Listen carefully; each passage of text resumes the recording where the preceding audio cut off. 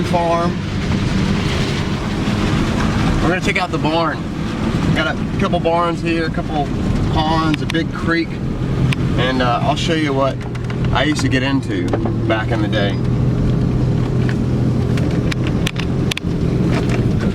So this is a typical square bell. When I'm saying square bell and you're like, what are you talking about?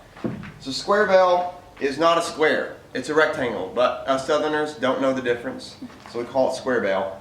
There's two strings on it.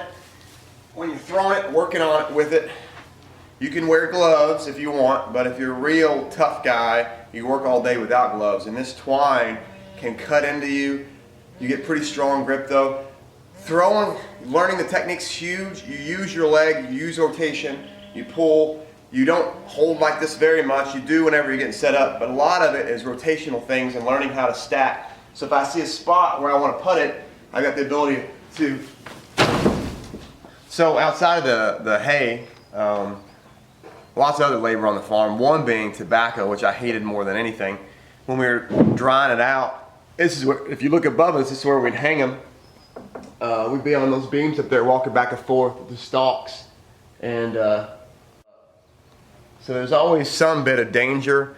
Grip strength was important, balance, coordination. Of course, we called it none of that, we called it work. But when I got older, and as I've learned more about exercise and physiology and kinesiology, a lot of these things were easy for me to grasp because I was doing them my whole life. So a lot of things are similar in the gym and in the work environment. One being, you know, when we talk about powerlifting and moving objects that aren't balanced, this is cattle feed, and we had to pick this stuff up all the time. When you pick it up, it sinks in the middle and the weight goes to the ends. But what you learn to do is to drop your weight down and pull in close to your body and get a nice swing to get it where it needs to go. You know, you're not going to hurt your back or anything, but there's all these things that we did naturally without thinking about it again. It's just through repetition. When we're told to move something 1,000 times, you figure out how you should move it so you can move it and not hurt yourself throughout the day. But moving feed, moving bags, and having awkward weight on us was an everyday thing. But I'm thankful for it because it made me strong and kind of smart with moving objects and using my body in an efficient way. So I did more than just work, of course. You know, I was a littler guy and I grew later in life, but I grew stout before I grew big and strong, big and strong. One thing that I did is I'd create pull-up bars that I want to do extra stuff, and they thought I was crazy because outside of all the work I wanted to do more.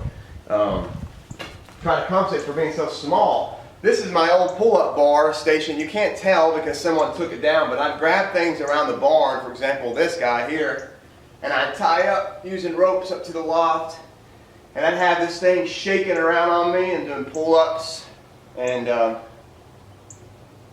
now it's just memories.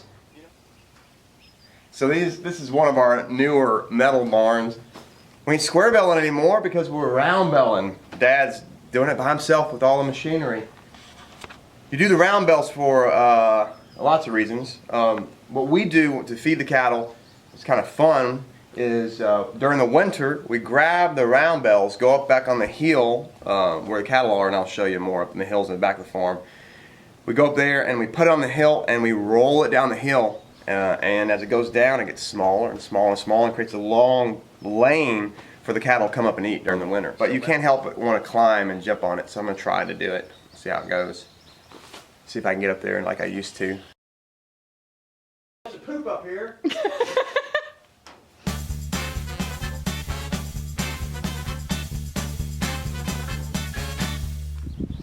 So this is the back of the farm. All around us, woods and hills, just all around. This is where all the cattle graze. Of course the cattle hiding right now, except for that one out there. No.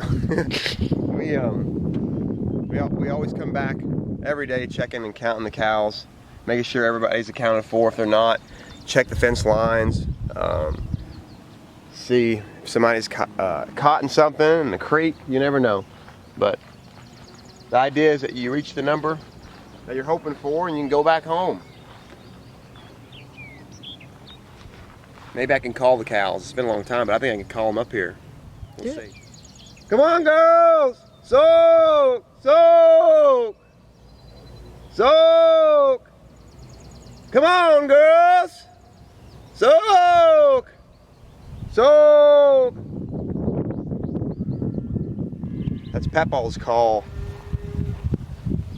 A few of them, a few of those 14-year-old ones, remember.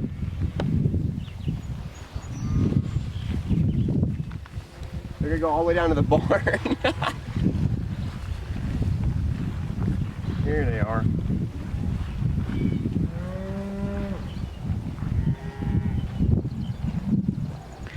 See, watch, I just sit here and they just keep coming closer, closer.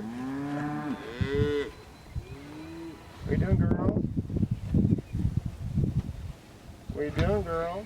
Thanks for joining Pearman Fitness on the Pearman farm in Hodgenville, Kentucky. The cows are sneaking up on me, I know it. The longer I stand here, the closer they're gonna get. Bluegrass State couldn't be any more beautiful. This is my home. This is where I became the man that I am now. Influenced my fitness, my philosophy, my perspective, and hope you enjoyed where I came from. Excuse you.